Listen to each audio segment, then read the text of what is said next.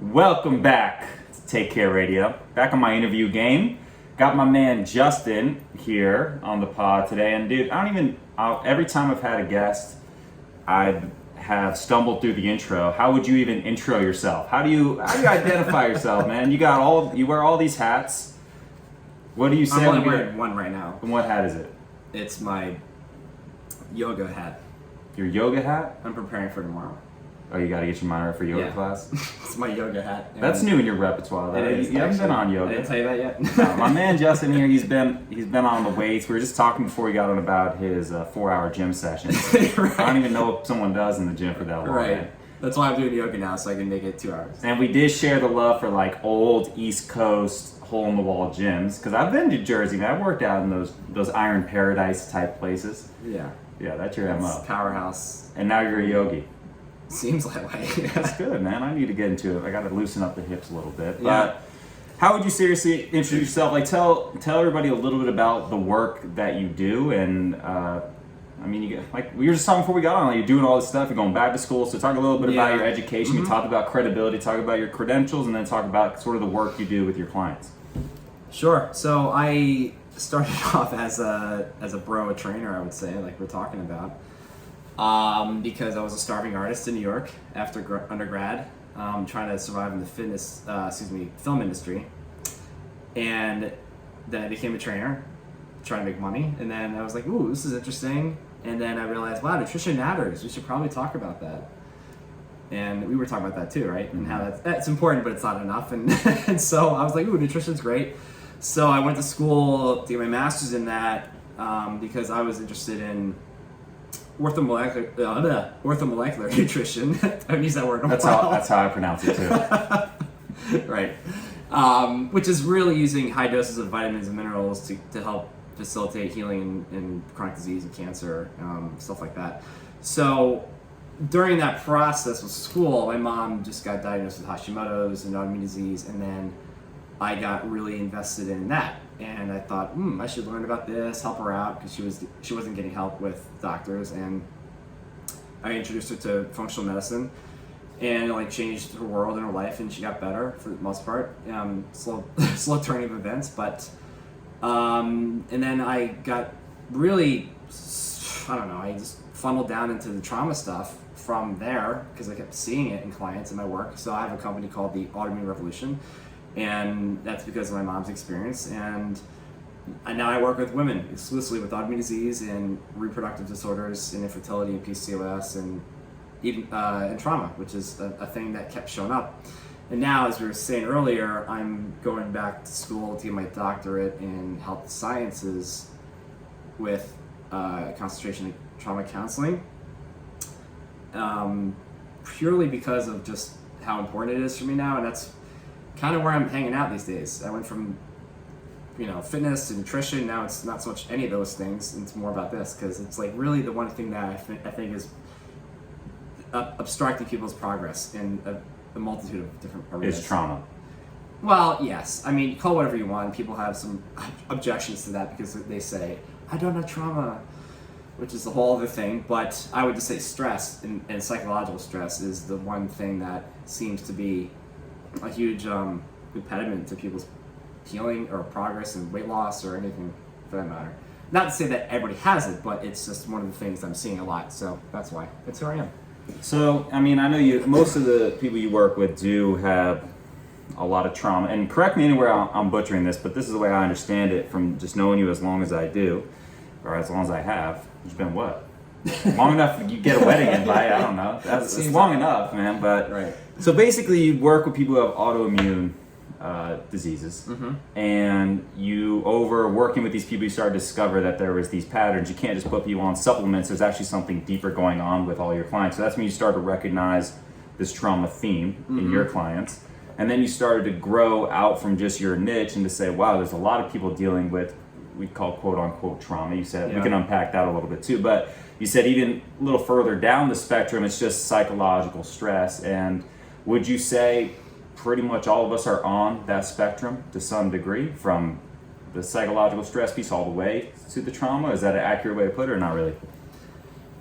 It's tough because it's self-identified. You can't really tell someone you have trauma or not. You have to figure it out for yourself. And I think there are ways and signs of looking at this, but you can see in people's behaviors and lifestyle if they're in trauma responses or not. And actually, one of my therapist colleagues said the other day on Facebook, people say show your personality on social media, and really what they're showing probably is their trauma response. It's not really their personality. It's a protector. It's something else, right? It's super mom. It's the Fitspo or influencer thing. Not to say it's true for everybody, but it's very interesting and kind of true in a lot of ways because we're not really being our authentic self in the way we think we are. Anyway. Dude, yeah, we can take the same direction we want to go. I really wanted to start there. I appreciate you doing your own introduction. I didn't even know where I would start. So, but easy, yeah. I wanted to bring you on not only because we're friends, but because that's really the premise of my podcast. Is not necessarily that everybody's operating from trauma, but that everybody's operating from something a little bit deeper. Like human beings are not computers. We can't just give them, here's your workout plan, here's your meal plan, and program them like a computer. We're complex. Even if maybe we don't have like certified diagnosed trauma or even a high level of psychological, physiological stress, like we do have underlying emotions and desires and values and stories and beliefs that kind of make it really difficult to work in the industry that we work in, which is working with people to improve their health. So we think we go into these coaching services, we become a coach, become a trainer. Simple. You give people a workout, they do it, they get results. You make a ton of money, you become a hero in their lives, you do good work, and you're the Pope. I don't know. Like that's the big vision of whatever you progress in. Like, okay, it's easy, but then you start working with people and you realize that actually this is kind of complex. Like, why do they show up to these calls every week and say, all right, I'm going to do this, and then they never do it? There's something underlying there. So that's kind of why I wanted to bring you on, and I would be interested to know, like, what are some patterns? Let's just talk to let's talk to your everyday health coach, maybe new personal trainer in the game 2 to 3 years. Now they're online, they're talking to clients, helping them with their nutrition. What are some things that they should be looking out for, even if they don't have someone who shows up to the call and goes, okay, I definitely have trauma and good luck dealing with me? How would you sort of advise them? To what's some things that we should be looking out for? Things like that. Yeah, and I was just actually speaking this week, I told you, to coaches about this because we need to have an eye for it and be conscious of it. But it's not easy because there are subtle signs and things that we're not really aware of.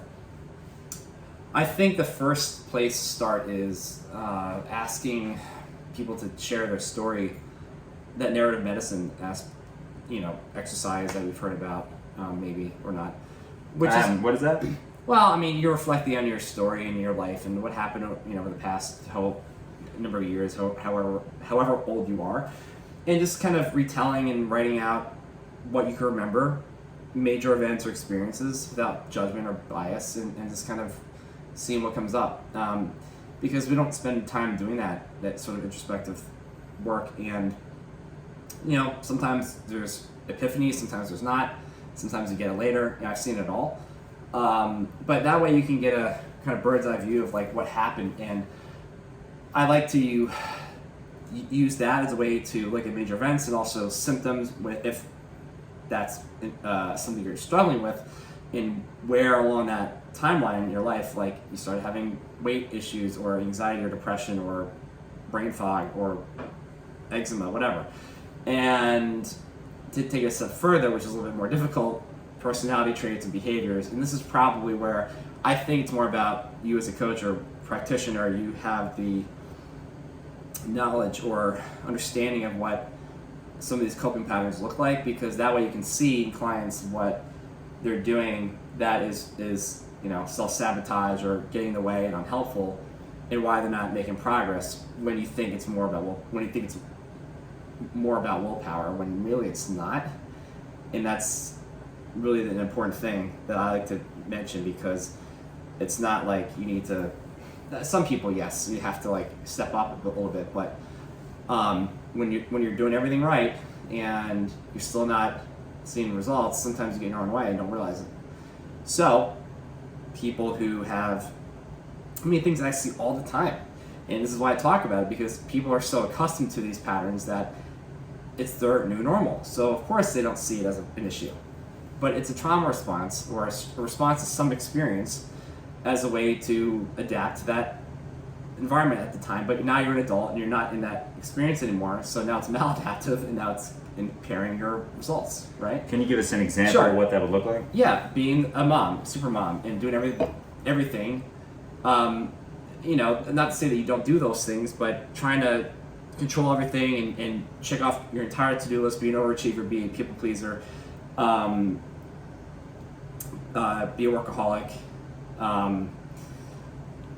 perfectionist, a lot of these sort of things. Being busy is a big one I see. Compulsive busyness, as they call it. Being busy is one thing, but staying busy to avoid your pain and feelings is a bypass, and that's a thing that people don't realize. And yeah, do you want me to stop? No, I just got excited because I love this particular conversation. Everybody is so busy. I actually have a personal goal to see someone I haven't seen in a while, and they go, "What have you been up to?"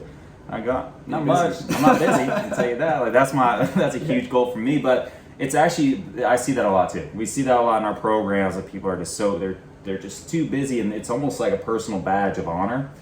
And I know that's a little bit of a cultural ethos, but how would you coach someone through that? Like, how do you because you can't just tell them, you can't just say that, right? You can't just be like, you're valuing busy, you're wearing it as a badge of honor, you need to stop doing that, and now eat your vegetables, right? That's you're not right, how it you're works. Right. You don't. And I don't tell people to change in that way either. In fact, I say this a lot to people. I'm like, I can't talk you out of a behavior you don't want to have to a behavior you do want.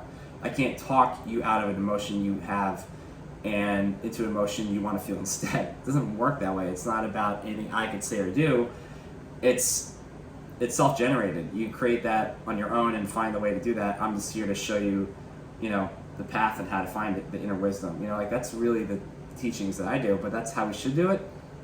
Because people, again, in a way you're helping people, but you're not here to save them and fix them. It's really their job. You're just kind of like Yoda, showing them the way and hoping that they find the insight, which they will, but it's got to be you got to create space, So for me, I just go like, I notice you're in this pattern, and the thing is, people may not want to believe they have trauma or recognize it or continue to deny it, which is their prerogative. Fine, let them do that. How do you reflect that to them? Yeah, right. Maybe they don't, but how do you? You say if they don't agree that that they have trauma or they don't want to acknowledge it, you say, hey, okay, fine, but whatever you want to call it doesn't matter. Right? I get you. It's an issue nonetheless, yeah. And I notice this pattern you're having, and my contention is that it's getting in the way and inhibiting your results because of X, Y, Z. What's your thoughts on this? I mean, how do you feel like this is having a role in your life? And you have to have an open discussion around it, I think, and just bring it forward and kind of get your thoughts on it.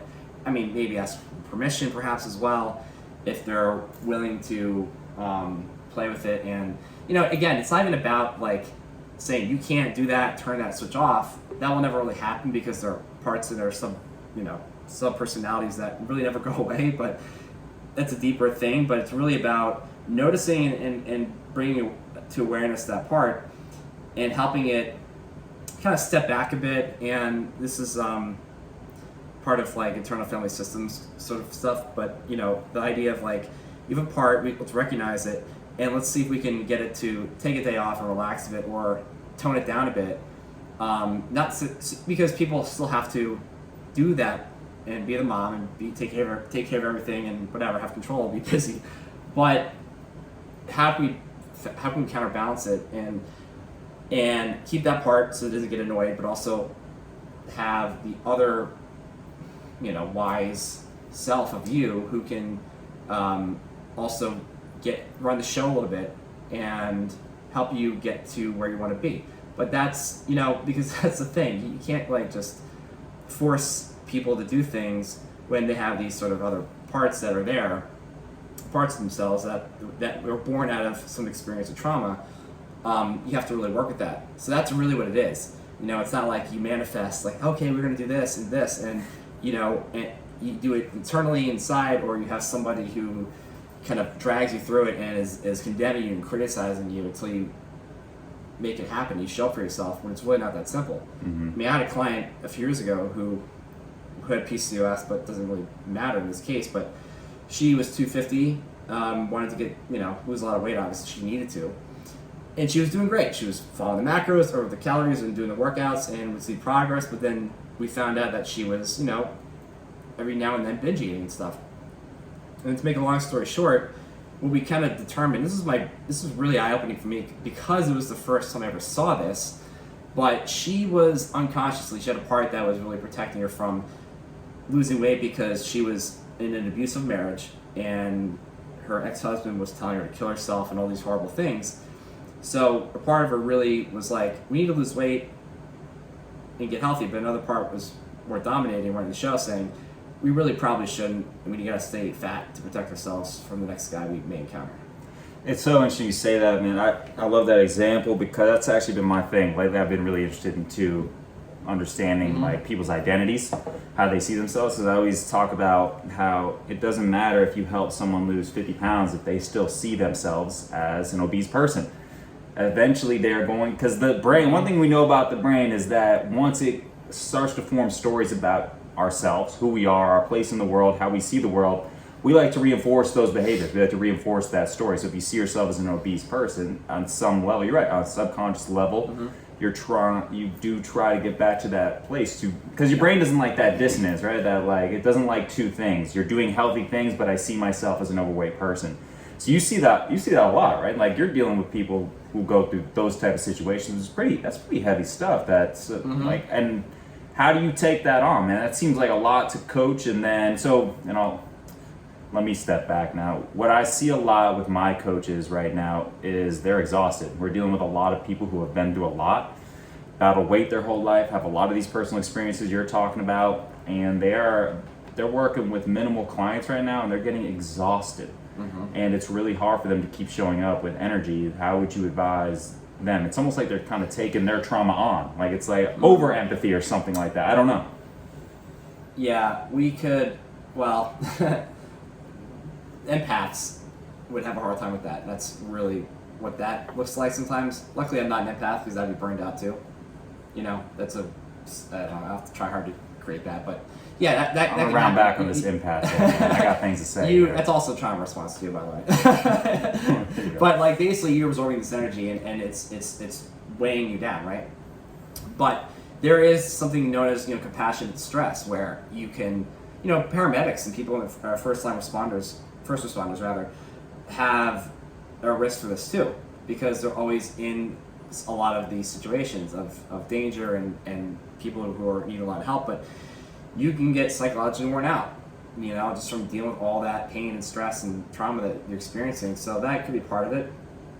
At the end of the day, whether it's that or coaches, you have to give compassion to yourself. You have to create the stillness and space within and solitude and go inside and work. And that's a whole different discussion, but like that's really how you regenerate, because that's how we help people who are in the front lines there. And the same thing. You need to have a compassionate break for yourself or whatever, and resource and whatever things you need to do, which is very individualistic, but that's the idea.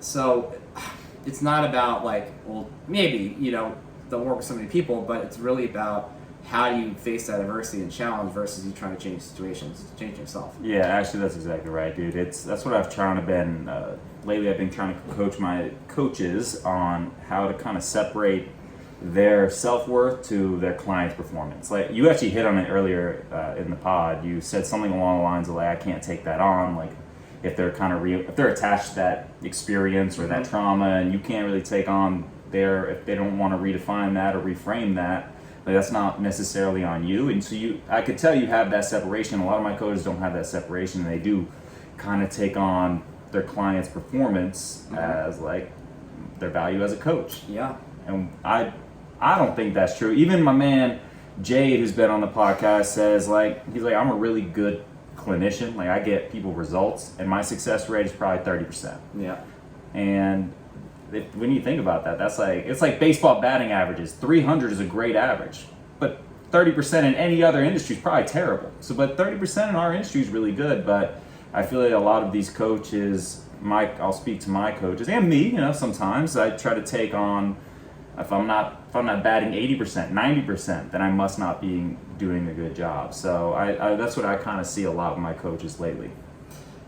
Yeah, it makes a lot of sense. I would feel that way too. I think, well, for one thing, better selection would be my suggestion. That's probably why I don't have that experience much, because I'm preferentially choosing not to work with certain people. Because some people you can't help, and That's interesting though, because okay, so I had my man Ray on the podcast, and he said that too. He goes, you know what? He goes, you know, the number one coaches in the world have in common. They have the best clients in the world, right? They're working with elite athletes. They're working with the top paid coaches are working with people who are already committed, motivated, interested in this stuff. Mm-hmm.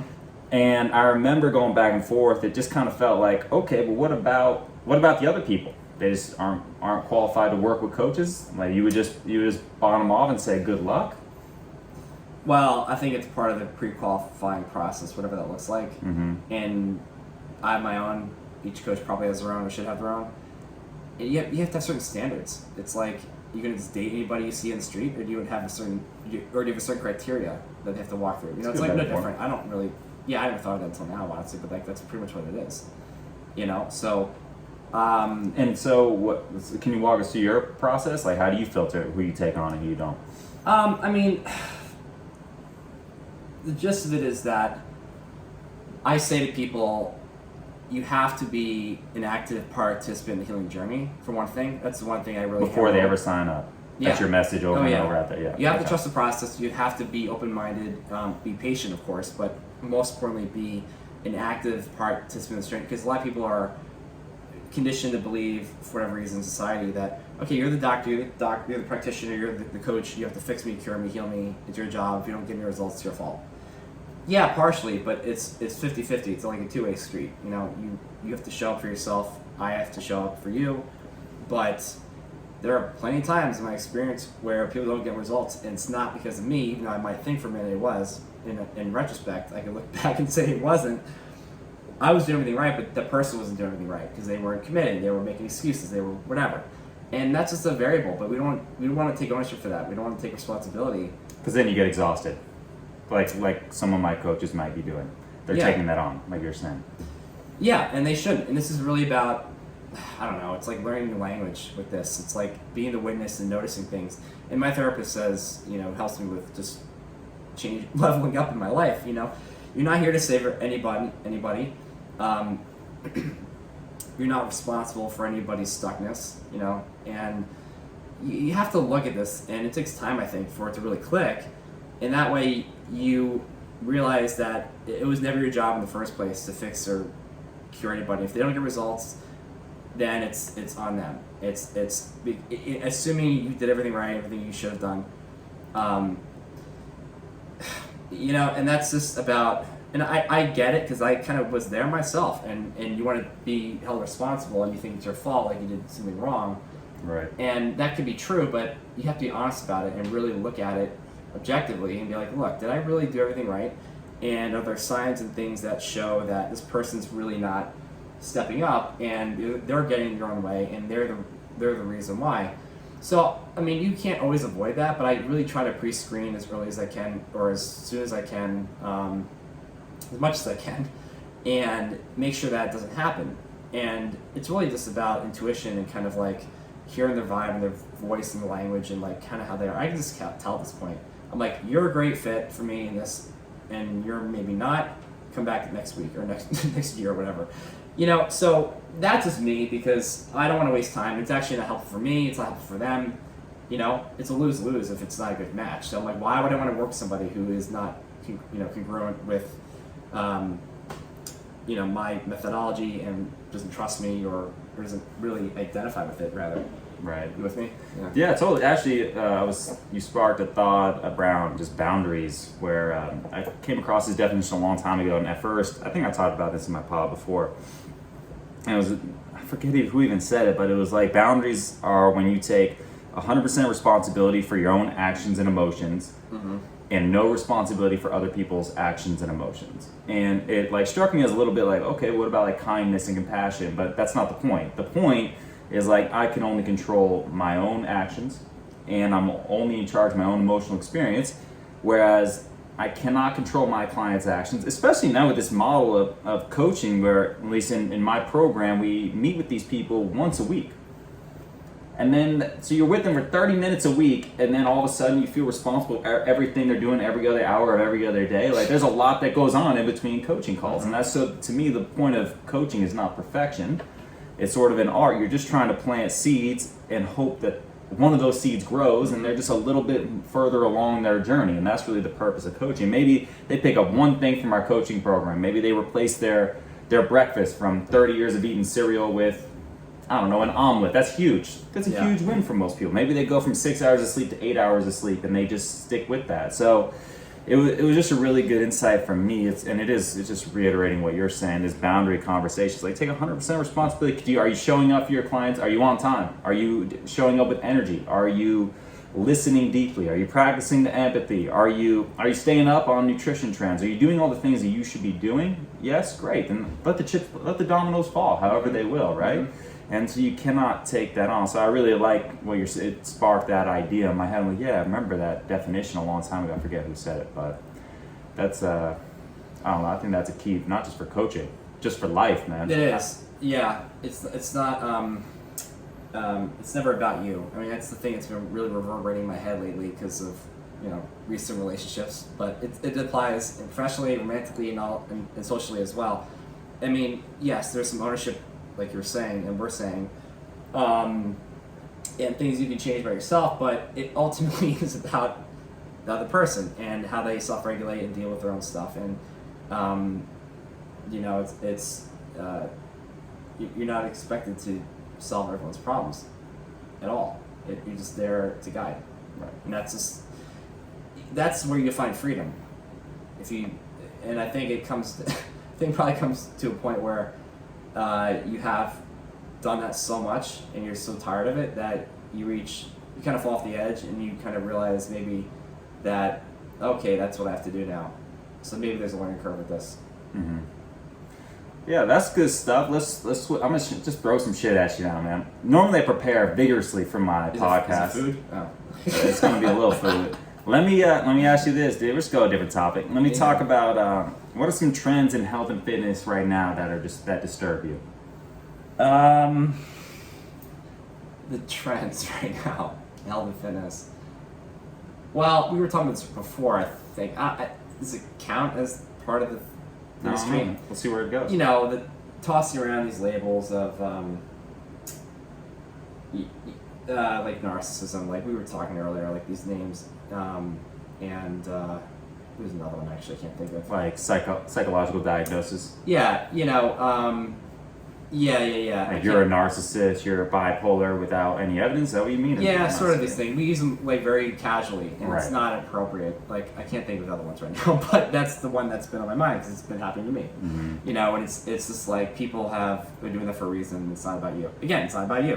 Mm-hmm. And if it is about you and you are a narcissist, okay, do your thing, but it's still not about you. It's about them and how they deal with your issues. You know what I mean? Mm-hmm. So again, it's the one thing we got to remember, which takes some pressure off, I think, and that's the whole point. Anyway, so that's good. I talked about this, the other day, but manifesting, this whole idea of manifesting, which, look, there's nothing wrong with vision boards and future box and, journaling and, singing, talking to the sun and the astrology, whatever. Yeah, so manifesting is basically, it's the visual process of kind of projecting out what you want. That's what you mean by manifesting. Yeah, sure. Yeah. Meditation, prayer, and kind of figuring out what you want in life. And I want to make this money. I want to get this job and meet this person in my life. And fine, do that. But as Jade says, and we know Jade, but actions are influence thoughts more than thoughts influence actions. So you have to show up and do the thing. But the other part of this that I think people miss, and this is why I have an issue with manifesting, is that you're not going to sit here and visualize what you want and make it happen out of thin air, like it's the genie is next to you, can make it happen, right? It's, you gotta also, and I actually thought of this the other day, I said maybe it's not about manifesting, but it's more about liberating.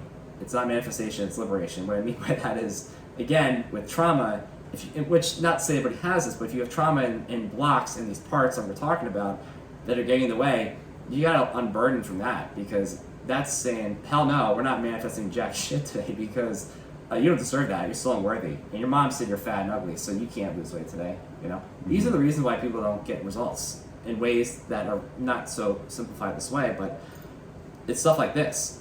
And it's very subconscious, so we're not aware of it ourselves, but again, as a coach or a practitioner, we have to start, I think, exploring this idea, and I think it comes up on its own when you start to step back and see kind of people's operation and their operating system and kind of how they're conditioned and why. So yeah, the manifesting thing is weird to me. I think it's very. I think it's just completely misused and done in ways that are not helpful because I'm actually kind of witnessing right now with somebody, which is kind of why I'm talking about it. Mm-hmm. And I'm like, wow, we're still the same person. Nothing's changed because trauma's in the way. So that's my like. Those are good ones, man. That's my Yeah. gripe with it. Yeah. Yeah, and I didn't give you any preparation, so I was interested to see what would come to mind. That's a really interesting one. So, do you believe in that type of stuff at all? Manifesting, visualization. I do it all. Yeah, I do it every day. But how do you do it correctly then? Well, it's not about what I think. It's about there is no right or wrong way. That's the thing. You can't meditate wrong. You can't visualize wrong. It's whatever. So I guess then, that's what I get. I'm just like, all right, man. So you're saying it's bullshit that it's a bullshit trend, not a bullshit. No, trend. it's not. It's an annoying trend.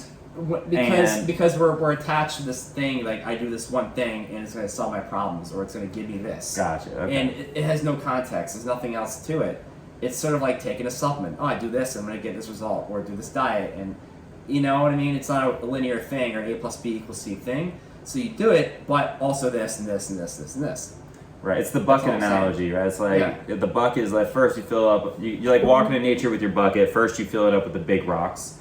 That's like, if we're talking health and fitness, right? That's like you get your 8 hours of sleep, your protein and vegetables, like those big rocks. Get that, that'll get you 80% of the way there. And then you find all these like pebbles, and that could be like maybe the supplements and stuff like that. Like they're smaller, but your bucket's already 80% full before you ever get into the supplementation, stuff like that. And then you take and you put a bunch of sand to fill in all the cracks between the pebbles. And then finally you top it all off with water. And so you're saying this manifestation, visualization stuff, like a lot of trends, a lot of these mindset coaches are teaching, like just manifest it, shit like that, is basically like the grains of sand. Like focus on let's get the big rocks first, and then you can utilize this as maybe the pebbles or the sand. Is that a good metaphor? Yeah, I think so. Sure.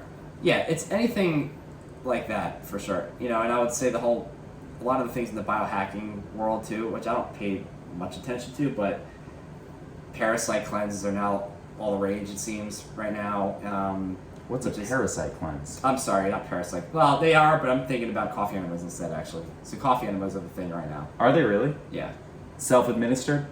Seems that way. That's... Which, by the way, there's a lot of therapeutic benefit to it, but it's just kind of one of those things that people jump on the bandwagon and, okay, now I'll be healthy, I'll detox everything I ever consumed in my life and all the toxins will be gone.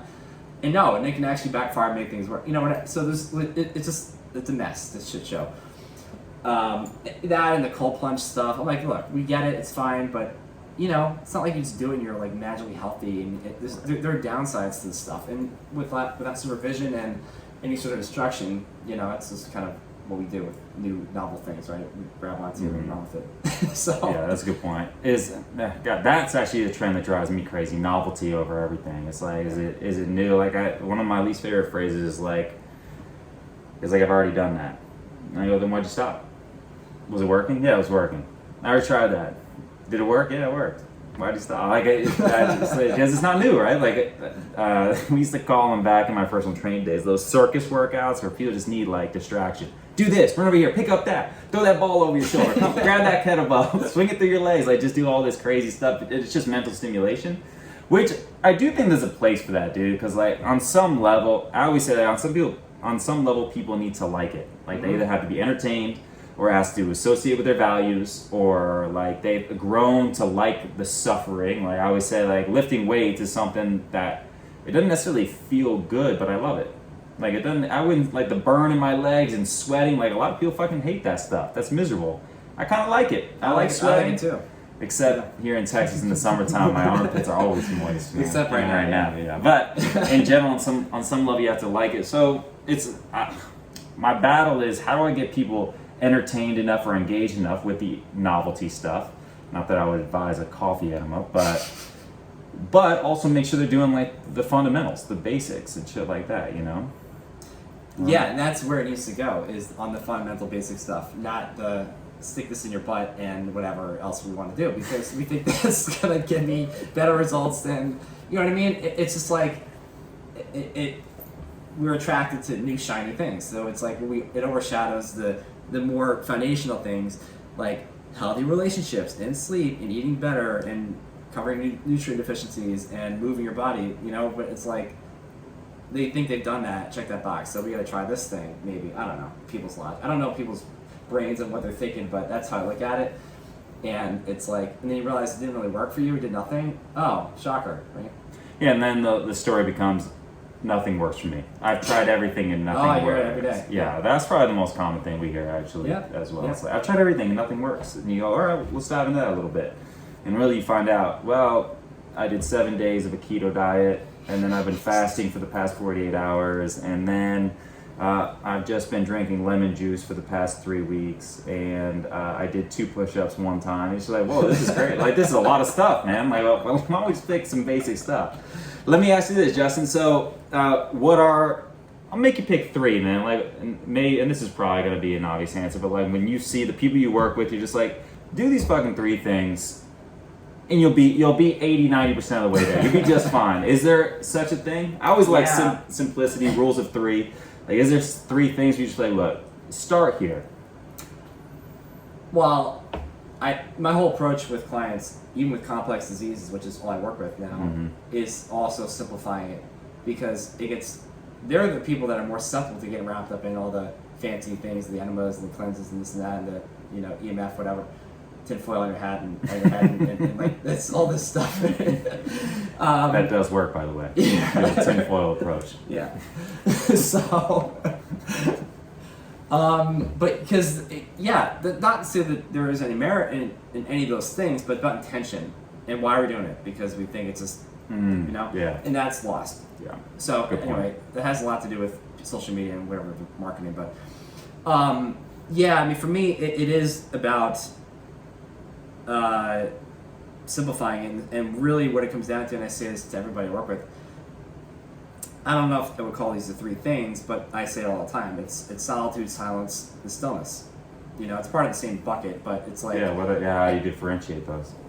It's part of the same thing of self-care, whatever that looks like, but really about not take a breath and create some gaps for a minute, you know, in your mind, and stop being busy, drop the things, and you know, like sit with nature, sit in the ground, and just connect with your surroundings and your external environment for a minute, which is hard because it's really hard. People are like, yeah, actually one of my clients said this. She's like, if I sit still and be quiet, I just start thinking about this, so this emotion comes up, and you know, that's how trauma can come up for people too, and my meditation doesn't always work, by the way. Which is why distraction is great for those people, because then they get away from that really quick, right? Yeah, they call it spiritual bypass for a reason, right? So that's what that is, you know, which happens in the form of face masks and pedicures as well, and you know, all these sort of things, right? Anyway, so really it's about just, and again, we help people kind of craft that, but what does stillness, silence, and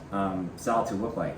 So yeah, being by yourself, being still, and not trying to figure anything out, but just connecting to your body. You know, again, it takes some guidance for sure, some hand-holding, but that is the key thing, because first off, it helps you maybe access parts of yourself you've been ignoring and denying, allows for some peace of mind, and also helps regulate your nervous system for a minute. You get out of fight or flight, and your cortisol levels, you know, that alone is super helpful, you know, but nervous system dysregulation is a big, I think it's running the show of everybody's issues. It's not, hormones matter, and you know, blood sugar and this and that, but it's the nervous system is still dysregulated for a lot of people, and you wouldn't know it because you've adapted to it. So of course it feels like you're fine, but we can get addicted to our own stress hormones. Did you know that? And endorphins, so like, yeah, it's possible that we don't even realize it. Interesting. Yeah, and that's why being busy and working, and you know, all the adrenaline, you get addicted to that. but it also cripples you at the same time at some point, right? Right. So like that's what we're completely missing, and it really, I mean, look, it's no fault to them. It's you need somebody to help you see that, and that's really what I'm doing for people and showing. So anyway, come back to what you said and asked. I would say it's those three things, but also at least one thing, we'll call it that, joy in finding something you enjoy and pleasure. I mean, that's people think that they have to. If there's a pandemic or there's this disease or this problem in their life, their mom is going through surgery, like they can't have joy and at least have moments of that. And you can. It's always a choice, you know. But you need to have that because to counterbalance the misery, because your energetic vibration is going to be not supporting your health, and eventually that stuff catches up. I think, you know. And this isn't woo-woo stuff. Like thoughts and energy, and emotions are energy. So we have to find moments of joy, whatever that could be. I mean, some people can't find it because they're so traumatized. Well, maybe it's the warmth of warmth of a shower. You know, like simple things like this. Maybe it's your bare feet in the grass. Like revel in that. You know, it doesn't have to be like you have to go hiking and like, you know, go wakeboarding or something. You know, to have fun, enjoy it. But you gotta find moments of that, and at least set an intention. And it takes time, but like that's another thing. I would say. And then, you know, this is the other big topic, but finding something that's meaningful for you to work towards that's not about yourself. That's more about self-transcendence probably and purpose, right? But like, what is it that is going to help the community, the greater good?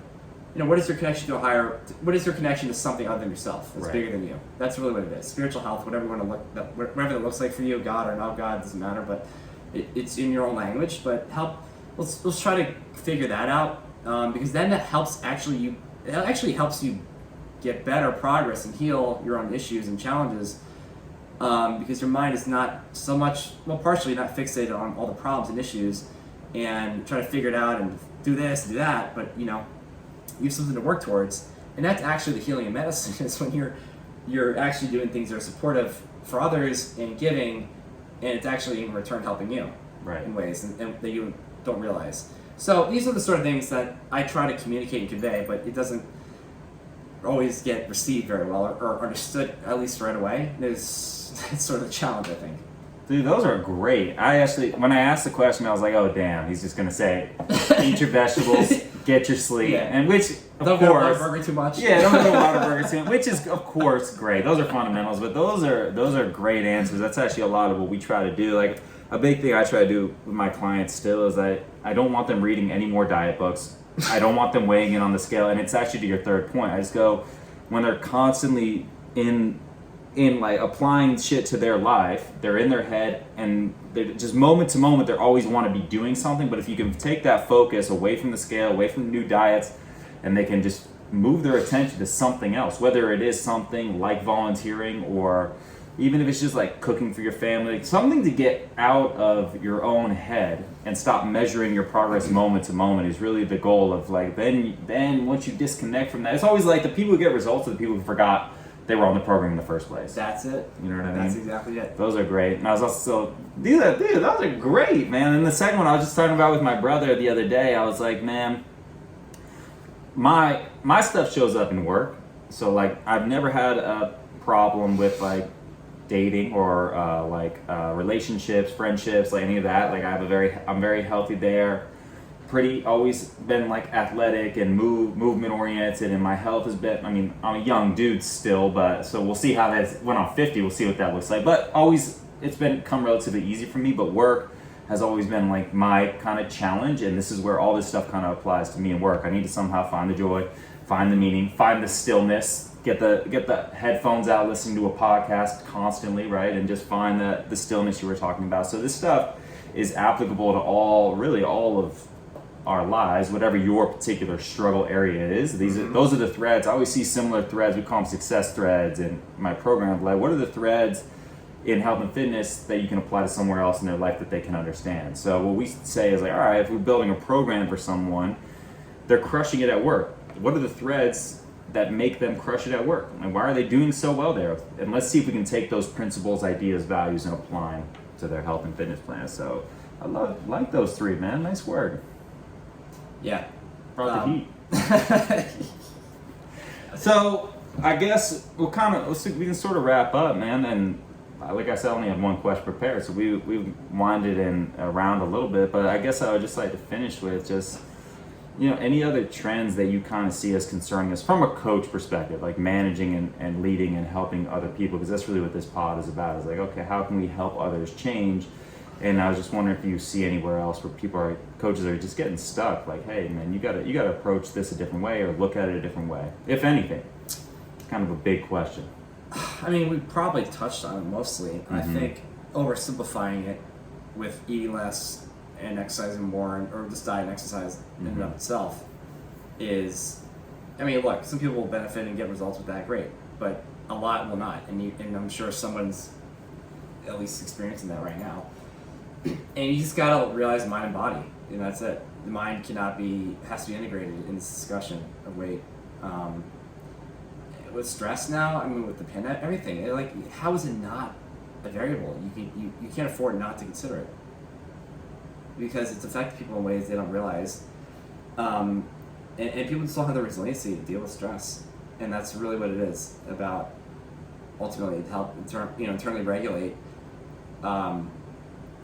What did I learn recently from so it's like we can change ourselves, change the situation, or leave. And I mean, that's not particularly about this example, but leaving anything, but changing yourself is really all it is. So people think that they have to change their job and move here and divorce this person, like maybe, but not really. It's still about you and how you, and this is why you get support around it. But this is where I think, for me, this is why I think people I've worked with who've got complex issues and want to lose weight, but have chronic disease and autoimmune disease and whatnot, they get amazing results what they never had before, because of this very simple thing of, like, the three things we talked about before, for sure, but also learning how to build internal resilience and deal with life's difficulties. That's never, I always say, like, life's a matter of getting what we don't want, losing what we cherish, and probably both at the same time, and definitely more than once.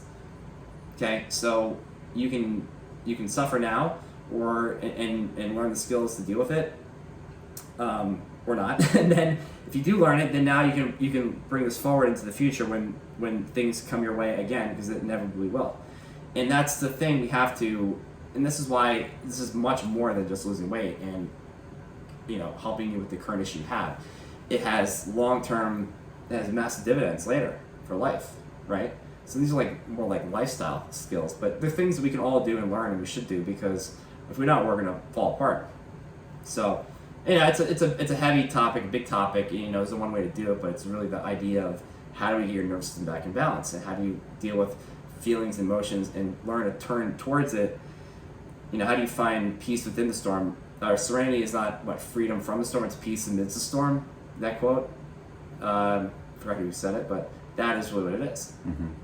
It reminds me of Viktor Frankl's book, Man's Search for Meaning. Yeah. It's a great book about the dude was in a Holocaust concentration camp. He spent time in a couple. I think he was in Auschwitz for a little bit, and then he went to one which he said was far worse, which was a big shock to me coming up learning about Auschwitz in school. But anyway, he sort of, the whole book is about how he was able to survive, and his observations as a psychoanalyst of why people survive. And it's exactly what you're saying. It's those people who are able to find these little moments of meaning, little moments of hope, something to look forward to when they got out, hope that they would get out, hope that they would survive, are the people that actually survive. So it's sort of the stuff that you're talking about. We can take those principles and apply them just to our everyday life, even though we're not in something so severe like obviously a concentration camp. So that's great stuff, man. Yeah, so the final thing I'll say, and I meant to say this earlier, but I kind of came up with this line, and I use it now, especially when it comes to weight loss. So it's not just about calories, we know that. It's not just about exercise or hormones, but they all have to be parts of the equation. But my thing is, it's about consciousness, and I say consciousness over calories, because you have to change that first. And like we said earlier, if you lose the weight and the consciousness hasn't changed, and you're still in a trauma response, or you have parts of you that are wounded, and a wounded child in you that still feels unworthy, that's going to come back in the form of weight gain, and the calories won't matter anymore. And when you say consciousness, you mean what? Awareness? Awareness, first off, of what's there, and working on it. So it's a two-step thing. You have to be aware of it and then do something about it, which is the bigger challenge, of course. Sure. But that's what therapy or whatever else you do is about. And I'm just saying that's the one thing that I think we have to keep in mind, because yes, you can eat less, that'll work a little bit, but for a lot of people it doesn't because of things like this. Good stuff, man. Thanks for coming on Take Care Radio. It's just this with the huge audience that we have out there, spreading around the world. Yeah, of course. But yeah, I'll man. Venmo you my payment. Yeah, I'm sure you will. I'm sure